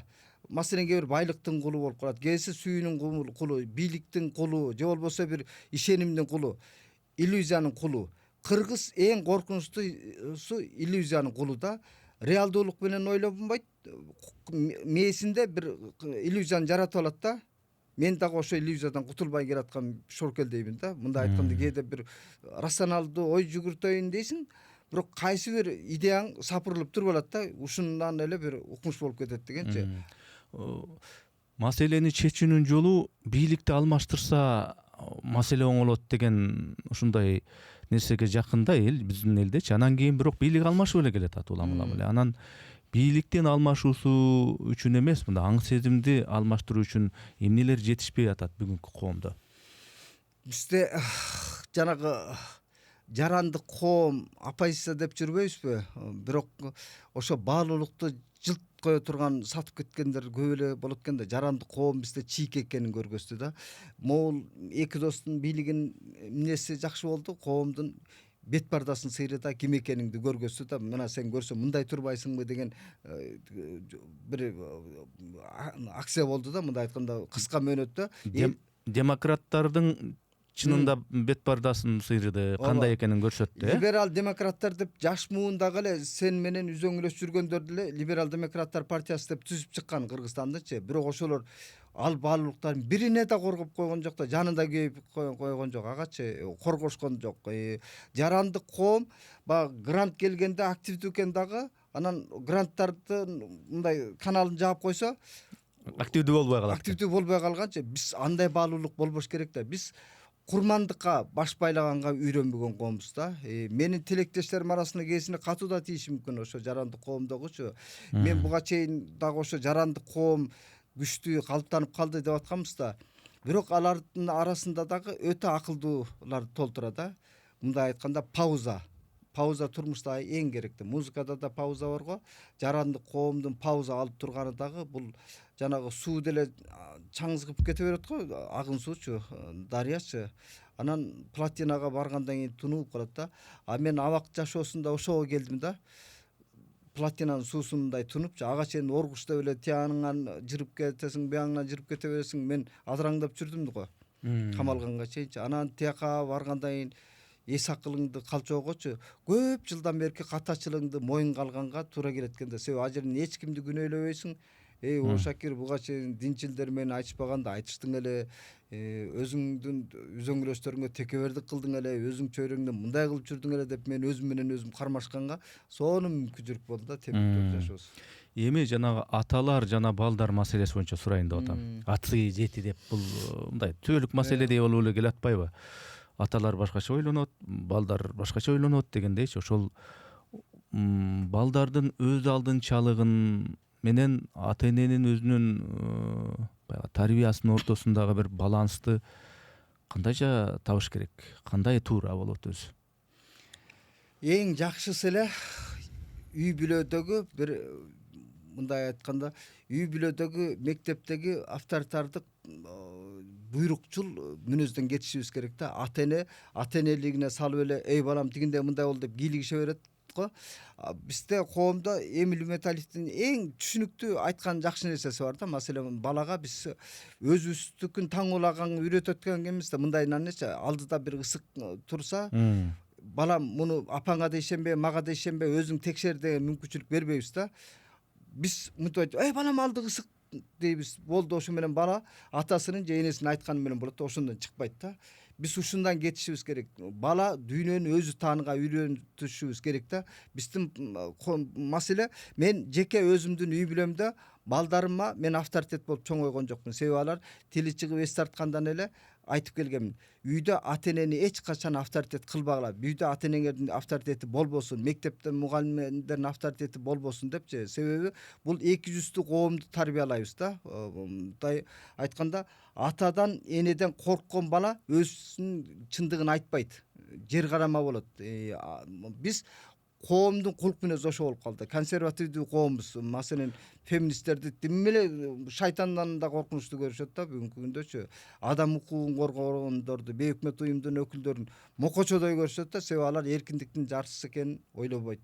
Булар баш ийип берүүгө мындай инструменттер да. Биз ата эне балага сүйүүбүздү, мээримибизди бергенден сырткары колкоо кылат да. Кийинчи мен сени кийинтип ичинсем депчи, анда эмне кылып туудурдуң, ал жоопкерчилигин ойлонбойт да. Ал балага таң улаган ата энелерди да көп эле көрүп жүрбөйбүзбү? Миграцияда жүргөн жаш балдардын ата энелерин кээ бирин арманды уккам да. Мындай айтканда, ата энесин аны бир акча таба турган эле роботтой көрөт да. Биз сени кийинтип ичинсең, бизди бакпайсың деп өлүмтүгүн арткан ата энелер көп да. Ата эне балага авторитет болбосо, мугалим авторитет болбосо, анда руханий багыт, руханий ориентир эмне болуш керек анда бала үчүн? Жакшы суроо. Эркиндиктин, жоопкерчилигин бала кезинен алып үйрөнөт да. Маселен, балага канчалык мүмкүнчүлүк берсе, өзү алдынча аңдоого, жашоону таанууга мүмкүнчүлүк берсе, бала эрте жашынан сезет эркиндик эмне экенин. Маселен, бир бөлмө турат дейли, балдардын бөлмөсүчү. Көп ата эне ал баланын комнатасын тыкылдатып кирбейт. Монтип эле ачып кирет да. Мен мону кийесиң, мону тияка барасың, бияка барасың деп. Эгерде баланын эшигин тыкылдатып кирсес, балада эрте жашынан аң сезим, түшүнүк болот. Бул менин жеке зонам экен депчи. Анан ал бирөөнүн мүлкүнө кол салбайт. Эртең мародер болуп чыкпайт алчы. Себеби өзүнүн койгон буюмун өзү гана алат ал жерденчи. Маселен, бизде 3 жолу төңкөрүш болду, эмне болду? Бирөөнүн мүлкүнө барып кол салат. Бирөөнүн жерин барып басып алып аткандар болбодубу? Себеби ал бала күнүнөн кыргыз үй бүлө институту калыптанбагандан. Бирөөнүн мүлкүн басып алган бийликтегилерди деле тартып алып болот атпайбы? Мурунку бийликтикин кийинки бийлик тартып алганча. Жарандык коомдун, жалпы коомдун өзүндө да ошол нерсе бар да. Бирөөнүн мындай тагдырына деле кол салып коюп атпайбы? Өмүрүнө деле кол салып коюп атпайбы? Эгер кичинекей кезинен баланы жаратылыш менен жаратылыштай өстүрсө, бала аң сезимге келет өзүнөн өзүчү. Мындай айтканда, биз ага жол тек гана нускоочу гана болушубуз керек да. Биз көп миссияны өзүбүзгө алып алганбыз да. Баланы үстүртөн карап сүйлөп, бала муну кыл, тигини кыл, тигини карачы деп, биз бала өзүнүн акылы менен ойлонбой эле ата энесинин айтканына таң уланып калат да. Тигинин баласын карачы деген ориентир бала ошо тигинин баласын, кошунанын баласын караганга аракет кылат. Өзүңө карачы дегенге, мындай айтканда, бала маселен эшикке чыгып баратса, сыртты кара, кандай аба ырайы кандай экен депчи. Бала кээде тамак ичпейм деп атса да таң улап тамак берет да. Бул көп кездешет. Бала курсак ачса өзү эле жейт. Себеби ички коңгуроо өзү эле кагат да. Себеби ал ачкачылык жарыялабайт ал балачы. Себеби организм өзү сигнал берет. Тамак ичкиси келсечи, биз баланын биологиялык табиятына да таасир эте баштайбыз да. Бала мону жеп албасаң болбойт деп эле таң улап эле оозуна тамак тыга беришет да.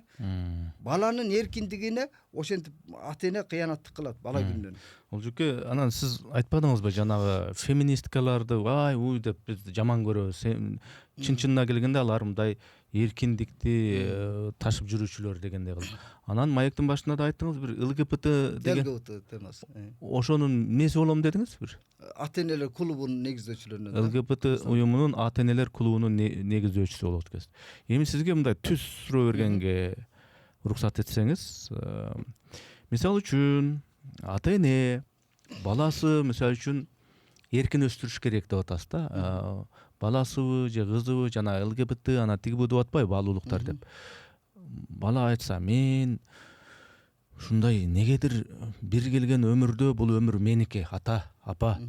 Мен эркек элемин, бирок мен мындай кыз образында кыз болуп жашагым келет, өзүмдү ошондой сезип атам десе, же болбосо кызың болсо, жо мен мындай эркек болгум келип атат. Бул менин өмүрдөгү менин өзүмдүн акым. Бул менин өмүрүм. Мен кандай, мен анын мейли жазалайбы, башка болобу, жоопкерчилиги бул меники, өмүрүм меники. Ошон үчүн мындай мага таңылабачы оюң десе, анан ата эне макул кызым, макул уулум. Ошо өзүң каалагандай эркек болосуңбу, аял болосуңбу, бул өмүр сеники. Жоопкерчиликти да өзүң аласың. Мейли, өзүң каалагандай кыл деш керекпи? Акылман акмакты түшүнөт. Себеби ал кайсы бир убакта өзү акмак болгон. Акмак акылманды эч качан түшүнбөйт. Себеби ал өмүрүндө акылман болуп көргөн эмес да. Ошол сыяктуу бул жашоо менин башымдан өткөн. Балам тиги чырактай кызым транс жигит болуп чыкты да. Мен деле ошол консервативдүү ата энелерди ойлончумун. Биздин коомдогудай элечи. Дени карды соо киши эркек эркектин койнуна жаткысы келбейт. Денеси дүркүрөйт аны уккандачы. Сен экөөбүз бир төшөккө жата албайбыз да, мындай айткандачы. Анан турмуштук мисалдар мен айтайын. Турмушта сол кол менен комуз черткендерди көрдүң беле? Сол кол менен сүрөт тарткандарды көрдүң беле? Андайлар бар, сейрек. Сейрек. ЛГБТ коом деле сейрек да. Маселен сол кол менен жаскан баланы кичикесинен ата энеси аракет кылат. Кашыкты оң кол менен бергенге, оң кол менен жасаган мектептерин жардам беришет. Болбой эле сол кол менен жасат, сол кол менен ыңгайлуу да. Бирок алар чанда эле андай балдарчы. Бирок биз ал сол кой баланы коомдон бөлүп сала албайбыз да. Туурабы? Бул деген сөз жанагы миллион миллиардтаган адамдын коомдун арасынан бирин экини чыгып калат экен да. Ал эми Кыргызстандагы ЛГБТны мокочо көргөзүп аткандар биз дайыма Россиянын Кремльди кашкабан карап көнүп алган коомбуз да. Буларда информационный мындай айтканда инструмент болуп калган ЛГБТ коому. Традициялык үй бүлө дегенди Путин оозунан түшүрбөйт го. Ошо менен биз традициялык үй бүлөнүн гана баалуулугун деп ойлойбуз да. Мынтип айтканда кокуй булар мокочодур. Так ошол Кремль аркылуу ЛГБТ коомунун мокочо көргөзгөн шаймандар иштейт. Мен аларды аралашып да көргөм. Жана феминисттердин арасына кээде мындайлар чыкат да. Чет өлкөгө саясий мындай башпаанек сурап кетүүнүн эң оңой жолу да. Кээси 6 саны аман бала, ал гей деле эмес, же лесбиянка деле эмес. Бирок милициялардын алардан таяк жегени, камалып чыкканы керек да. Себеби отчетность үчүнчү. Ошентип мокочодой көрүнөт кээсичи. Бул дискриминация кылуу, атайын бул жана 40 жоронун арасында деле жүрөт ошолорундойлорчу. Анан мокочо кылып көргөзүп коет коомго.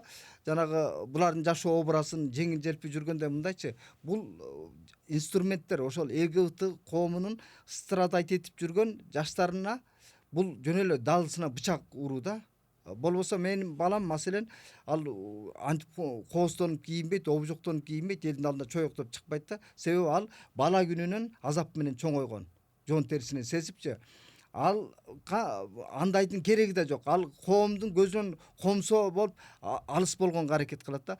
Тескерисинче жана антип ачык чыгып аткандын кээси ал эптеп саясий башпаанек сурап четке кетиш үчүн эң оңой жол. Себеби тияка барганда пособиясы бекер, камкордугу алынат, тили үйрөнөт, мындай кесипке ээ болот да.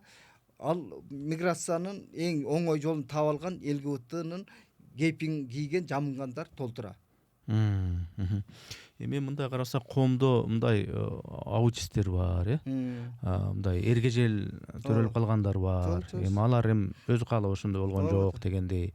Андан дагы башка даун синдром менен төрөлгөндөр бар, сейрек. Бирок бар.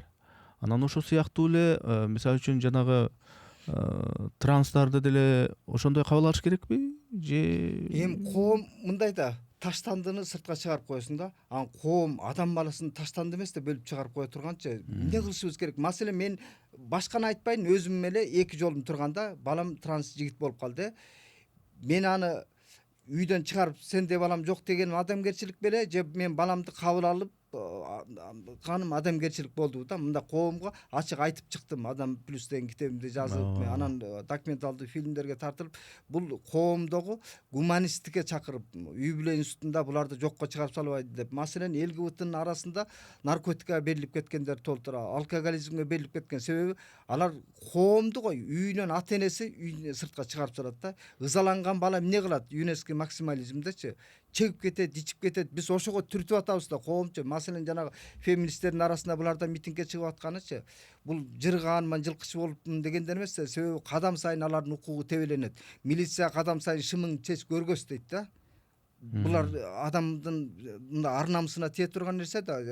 Бир жактан өтүп атканда таможнядан өтүп кете албайт башка чек арасы, себеби паспортунда кыз болуп турат. Мындайынан караса эркек же калпак кийип турат да.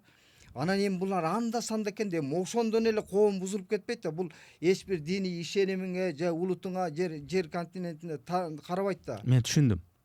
Демек ошондой сейрек көрүнүштү. Болду, муну жок кылыш керек, муну деген жерге тирүүлөө көмүш керек, муну жок кылыш керек. Мен ал балам болобу, кызым болобу, мен аны уятка чыдап жашай албайм, өлтүрүш керек дебестен мындай туура түшүнүү менен мамиле жасаш керек деген түшүндүм. Бирок ошол эле учурда жанагы интернетте, азыр ютубта мындай сүрөттөрдү көрүп калабыз. Жанагындай гей парадтар, анан эмелер чыгып алып, монтип өзүнчө бир карнавал менен өтүшөт. Ошондо эле туура эле түшүнүш керекпи? Жок, бул биз жанагы сөздүн башында советтик коомду бизде жанатып үйрөтүп койгон да, бир бетке гана кабыл алуугачы. Анан бул батыш өлкөлөрүндө, Европада деле демонстрация кылып чыгып атышпайбы? Булар өзүнүн ошо мыйзам базасы кай жерде чийки болуп калса, булар нааразычылык чыгып билдирген, бул өздөрүнүн маданияты да, мындай айткандачы. Анан биз табияттын мыйзамына, Кудайдын жараткан кудуретине каршы турган позицияда болуп атпайбызбы? Биздин коомдо мындай болгон эмес, же болбосо маселен Кыргыздын өзүнүн төл сөзүндө кызтеке деген сөз менен асман айдан түшүп калыппы? Же болбосо Сайпана, маселен Манаста патчагар деген сөз бар да. Мындай айтканда педофилдер да бүгүнкүчү. Анан ал терминдик түшүнүктөр менен жашаган жок да кыргызчы. Жөө жомок менен жашап келген эл, анан Кудайдын, табияттын жаратканына каршылык көргөзгүсү бар да. Биз пенде баласыбыз да. Биз аны мен жараткан жокмун да. Аны мен апасынан дагы же өзүмөн да көрө турган майып эмес. Бул жаратылыштын феномени. Кудайдын тааланын кылганына кубарыңдын акысы барбы да? Бирок ошол эле учурда баягы сиз башында жакшы сөз айттыңыз. Мейли ошол нерсе болсун, мейли башка нерсе болсун, мындай таңуулоо жакшы эмес. Таңуулоо, пропаганда кылуу, кааласаң каалабасаң бизди түшүн, бизди гана деген. Мен оңдуу жерден бурдум кебинде, туура айтасың. Себеби муну таңуулагандай мен китебимди жазганда кези ошентип ойлонушум мүмкүн да. Мен буларга жароокерлик мамиле гана керек экендигин туюндум да. Бул көркөм чыгарма эмес, мындай документалдуу фрагменттерде жашоомдогу ошол кандай азапты көрдүк, кандай көз жаш менен мен балама баш ийдим да ошогочу. Себеби балам менин турмуштук устатым болуп калды да. Мен аны балам дегеним менен, бирок мен турмушка көз жашым аркылуу ачты да ал баламчы. Эми Олжобой Шакирдин мындай динге мамилесин сурайын деп атам да. Мында буга чейин сиз аябай жана либералдык өзүңүздүн баалуулуктарыңыз менен ошол баалуулуктарыңызды өзүңүз догма катары мындай тутунуп келгендей таасир болчу да. Өзүңүз ошо молдокелерди ай силер мынтип бейишиң менен тозоң менен коркута бересиң, догма кыла бересиңер дегендей кылып, бирок өзүңүз ошол эле учурда либералдык баалуулуктарыңызды мындайча айтканда каккан казыктай болуп эле ушинтип тирешип тура бергендей. Бүгүнкү күндө Олжобой Шакир кандай ошол динге, молдокелерге, исламга мамилеси кандай? Мен Рухеште ислам дөөлөтү деген рубрика бар да. Мен исламдын алтын доорундагы ислам медицинасы жөнүндө жакшы иликтелген материалдар жарыяланып турат да. Рухеште сопулардын, суфилердин притчалары, икаялар жарыяланып келет. Мусулман акылмандарынын чыгармалары, уламыштары, икаялар жарыяланып келет да. Мен диний ишенимдеги адам менен атеист деген адамдынчы экөө тең зөөкүр да. Мындай айтканда жана диний фанаттар менен атеисттердинчи мен атеист дегенге болбойт. Мен баардык динге сабырдуумун. Менин бир гана диним бар, адамгерчилик. Ал эч бир ишенимди бөлүп жарбайт, эч бир улутту бөлүп жарбайт, расаңа да карабайт да. Бизде динге баш ургандар кээде мындай эки лагерьди бөлүп алат да. Демек бул либералист, бул бизге караманча каршы турган жигит дегенчи. А мен башында Чубак Ажы менен Абдышүкүрдүн жеке тагдырын кеп кылган эмесмин. Ошондон баштап мага мындай төбө асты калгандар көбөйгөндө, бирок аны аңдаган да эмес. Аны Чубак Ажы менен өзүбүз көзмө көз сүйлөшүп, кол алышып, ал өзү моюнга алган. Мамед Асан Ибраевдин досум, үчөөбүз чай ичишип ресторанда отурдук, уста деген. Анан Чубак Ажы экөөбүз ошол жерден кол алышканбыз. Келиңиз, мен элди мечитке чакырайын деп мен айттым. Ал мен элди театрга, китеп окууга чакырайын деп, ал Нурхешке окурмандарга адабияттын зоборосун өстүргөн сонун 2 макала жазып берген да. Чубак Ажычы.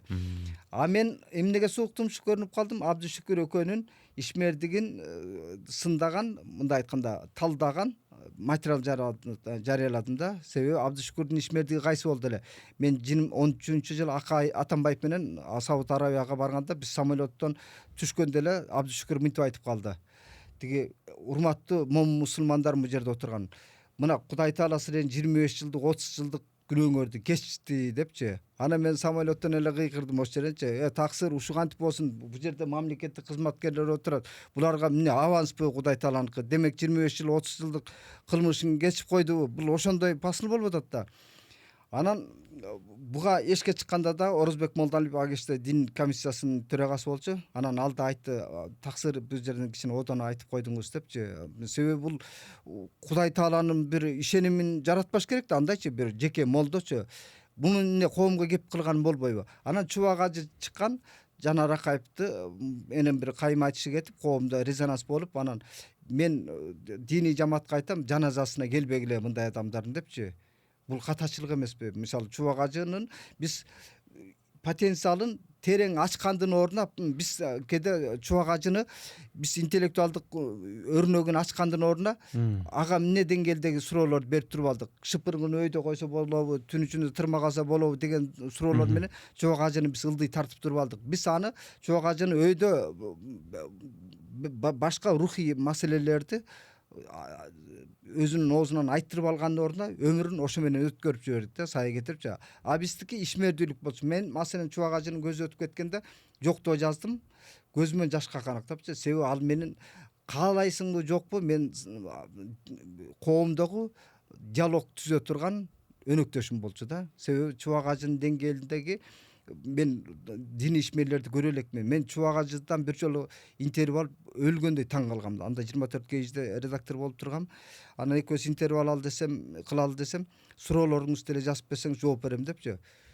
Өтө мен үтүр точкасына да кол тийгизген жокмун да. Себеби сүйлөм курган, өрнөктүү текст курган молдоке экен да, ошондочу. Себеби бизде акын жазуучулар же журналисттериң да андай ката тиги катасыз жаза албайт да. Анан Чубак Ажынын оюлору туптунук, жыйнактуу, маегичи мындай сапырган сөз жок. Анан ошондо таң бергем да, мындай билиминечи. А бирок биз ошол деңгээлдеги Чубак Ажыны ача алган жокпуз да. Канчасын алтын баш менен ала кетти да. Аны былжыраган суроолор менен жанагы аудитория алаксытып жүрүп, энергиясын сапырып, ошондой эле убактысында сапырып койду да. Дагы бир суроо. Мындай анык төгүнүн, чыныгы ички дүйнөсүн, жан дүйнөсүн Олжобой Шакирдин билбей туруп эле, түшүнбөй туруп эле ажылдап, сындап, жамандай берген сыяктуу эле Олжобой Шакир дагы кээ бир ушул дин адамдарын, дин адистерин, молдокелерди, мындай исламдын негиздерин, исламдын ички бир мазмунун түшүнбөй туруп эле кээде сындай бериши мүмкүнбү Олжобой Шакир? Жок, мен коомгочу мындай бурганактап жүргөн бир шашмадайды көрүнүшүм ыктымал да. Мен жет өлчөп биргесем, көп учурдачы, маселен мен жана диний фанаттар дагы мага жабыла атака кылышканда, мындай чабуул кылышканда, мен алардан өткөн сабырдуулугумду мен өзүмөн байкайм да. Себеби оозуман агыт кирип сары чыкпайт. Тиги аларга мүмкүн болсо жумшак жооп бергенге аракет кылам. Себеби мен коомдо менчелик төбө асты калган замандаштарым аз болсо керек. Себеби мен уулум ЛГБТ өкүлү болуп калганда дагы, Адам плюс китебим чыкканда дагы төбө астыга калдым. Анан диний фанаттар мен башыман жуугунду куюп, анан Алланын ыраазычылыгы үчүн о шакирдин башын баланча миң суммага алып келгиле дегенде дагы мен бирине да териккен жокмун да. Ал эмес бир эле динчилдер эмес, жана ультра улутчулдар, теңирчилер да бар эмеспи? Тиги өтө эле мындай чайкоочу кылганчы. Алар дагы бул деген тиги кыргыз эмес, бул калмак деген да жарлыктага койгонго кыйын да. Анан мен жекелигиме асылганда дагы бирине да териккеним жок да. Мен күлүп гана карадым агачы. Себеби акыркы 30 жылдан бери карап отурсак, же мектепте, же вуздарда коомго бир моралдык ориентир көргөзө албасак, анан ошо коомго таарынасың, ошо коом менен акыйнеге айтышасыңбы? Мен бул агартуучулуктагы мүмкүнчүлүгүм деп кайра ошолорго терикпей, ЛГБТ темасы жөнүндө түшүнүк берип, кээде bunun да мага жабыштыра албай эле жүрөк куурай беришет да. Тиги бул Олжобай гей, анан бул гейлерди сыйлаган маданият деп койгом да, гейлерди түшүнүү маданиятына жете элекпиз десем, ушуну да көп жабыштырышат да. Бул гейлерди колдоо эмне маданиятпы депчи. Бул ыймандуулук. Мындай айтканда, мындай маданият эмне булчу? Башкача кандай аташ керек да? Себеби башка ишенимди сыйлашыбыз керек, башка пикирди сыйлашыбыз керек. Бул маданият эмеспи, түркөйлүкпү? Кыска эле, Кудайга ишенесизби сиз? Албетте. Ошондо Кудай түшүнүгү Олжобай шакирдин аң сезимде бул эмне? Кудай деген ошол абакта жатканыңызда Кудай сиз менен бирге болдубу? Азыр тияка бияка бирге үйгө барасыз, чүйгө барасыз, талаада жүрөт, ошондо Кудай сиз менен бирге жүрөбү? Же болбосо Кудай түшүнүү деген бул ким же эмне? Же бул тек гана адамдын ичиндеги абир бул Кудай деп эсептейсизби? Эмне бул Кудай түшүнүгү? Кудайды биз баарыбыз тебелеп жүрөбүз. Тебелеп дегеним кандай? Жер эненин үстүндө жүрсөң, топурак Кудайдын жаратканы. Чөп, гүл, өсүмдүктүн баары Кудайдын жаратканы, бак-дарактын баары Кудайдын жаратканы. Биз аны тебелеп жүрөбүз да. Суусун ичип жүрөбүз, суусун кечип жүрөбүз. Мен түрмөдө жазгандагы акыркылардын бири ушу болду. Биз керек болсо Кудайды тебелеп жүрөткөнбүз да. Кудайды биз оозун шилекейине айлантып алганбыз ковидтин убагындачы. Алланын оозунан түшүрбөгөндөр көп го.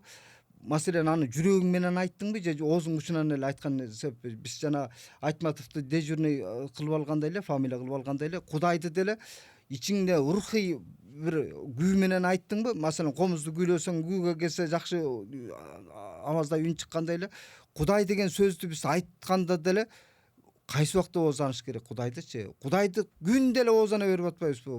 Бирден болсо эле Кудай сактасын, анан Алла ыраазы болсун дегендин баары эле бир Кудайга жаккан нерсеби жокпу? Биз Кудай биздин колдообузга муктаж да эмес. Кудайды сүйөбүзбү, каргайбызбы, муктаж да эмес. Себеби Кудайдын кудайлыгы эмнеде? Анын кудурети эбак жаратып койгон, эбак берүүсүн берген. Кудайдан биздин ала турган эч аласабыз жок да. Себеби Кудайдан кийинки жаратман адам да. Кудай жаратпагандын баарын жакшы анекдот чыкты. Кытайлар жаратып атат дегенчи, Израилдер жаратып атат, еврейлерчи. Себеби IT технологияны Кудай жараткан жок да, бирок ошол кудуретти адамга Кудай берген да. Анан баарын эле Кудайга эле түртө беребиз.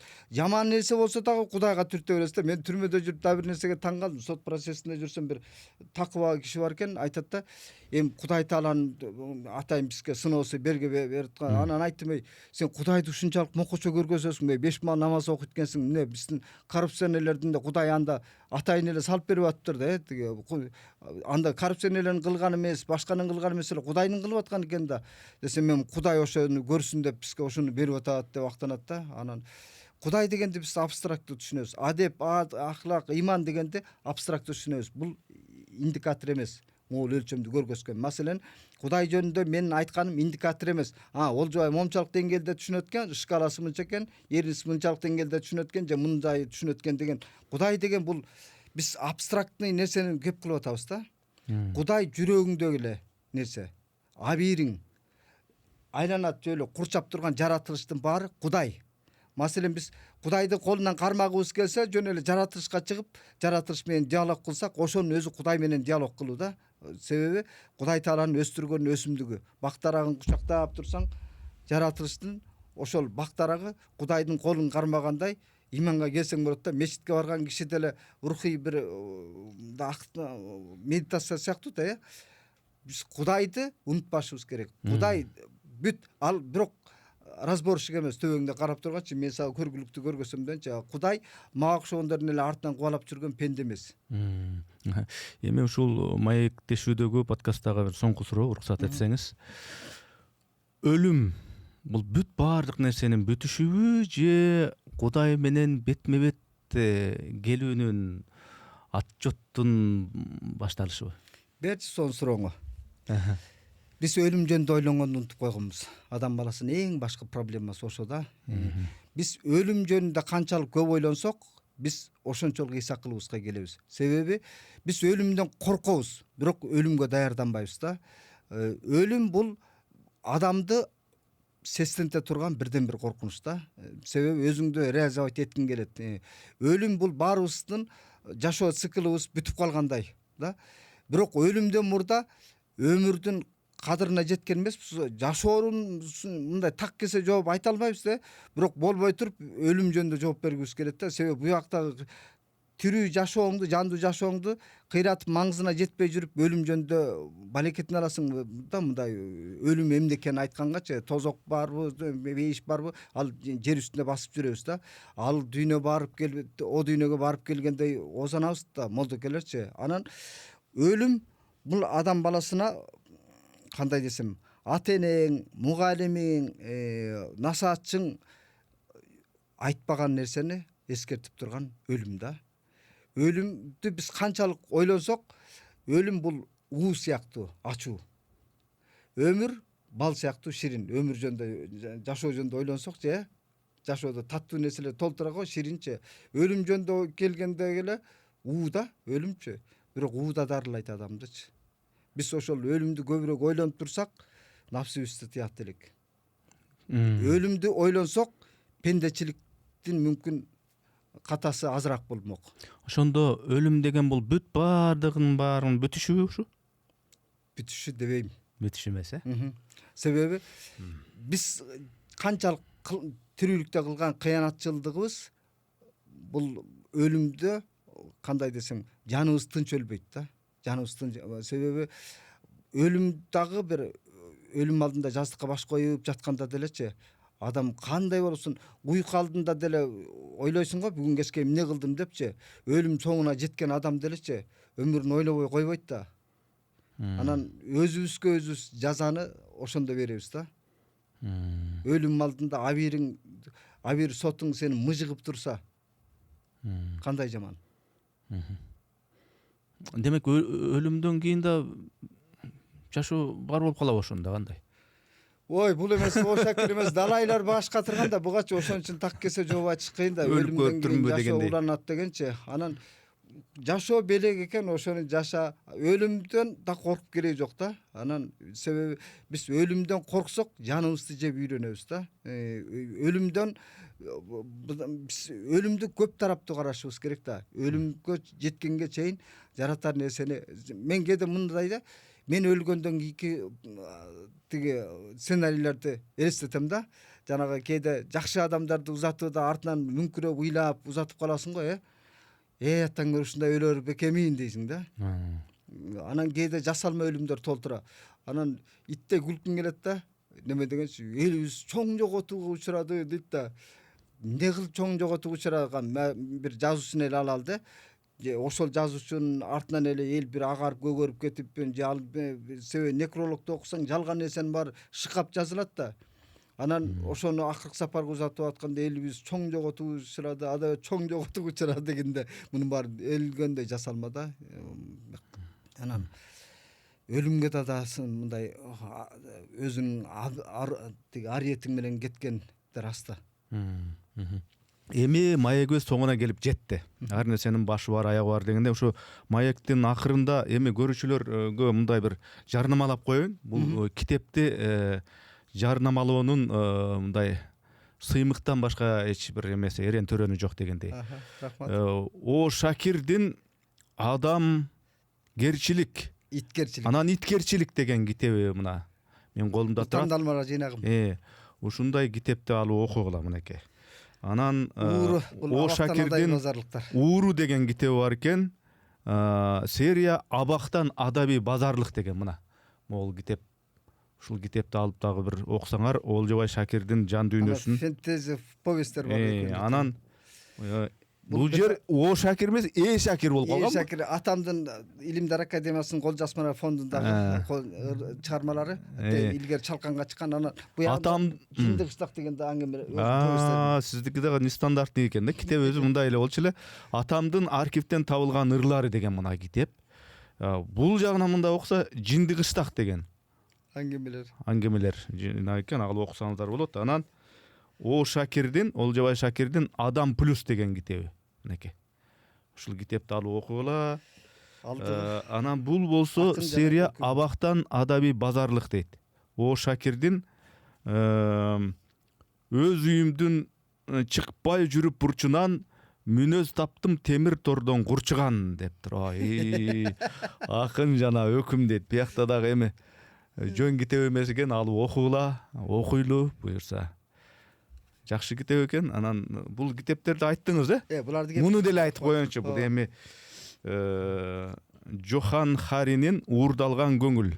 Чачыранды ойду кантип топтойбу? Азыр ойлор чачырап эле жүрбөйбү азырчы? Ошону ушул китепти окуса жакшы болчудай. Анан англис тилинен Санжи Туйтунова деген кызыбыз которуптур, Анан өкүмдар өкүм Николо Макиавеллинин Өкүмдар деген Государ деген китебин которгон. Муну ким которгон? Тиги Чыргалбек Касаболот редактору которгону ким эле? Долбоордун жетекчиси Жаныбек Абидет деген котормочу Феруза Шерматова дейт. Бул дагы эң өрнөктүү которулуптур да, жөн эле колго тийген эле адабият эмес булар. Анан Эрк. Бул эрк тарбиясы дейт. Максатка жетесиң эңсеген чалыкпас эң бекем эрк менен дейт. Мына китепке женики. Ушул китептерди окуп. Анан мону да мен көрүп жүрөм, көп китеп дүкөндөрдөн Кылычсыз самурай деген, Кылыч самурай. Ар бир кыргыз окуш керек бул китепти. 16-жылымдагы Жапониянын легендарлуу жол башчысы Тойотоми Хидеёшинин лидерлик сырлары, Китами Масао Тим Кларктын редакциясында дейт. Мына Бугу пресс чыгарган экен. Малай болуп жүрүп императорлук даражага жеткен карман да, окуштай. Эми окумал коом, китеп окуган коом бул өнүгө турган коом болот. Ошон үчүн китеп окуңуздар.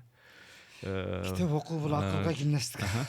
Чоң рахмат анда маекке келип бергениңиз үчүн, мындай чын дилден чыккан пикирлериңиз үчүн ыраазычылык билдирем.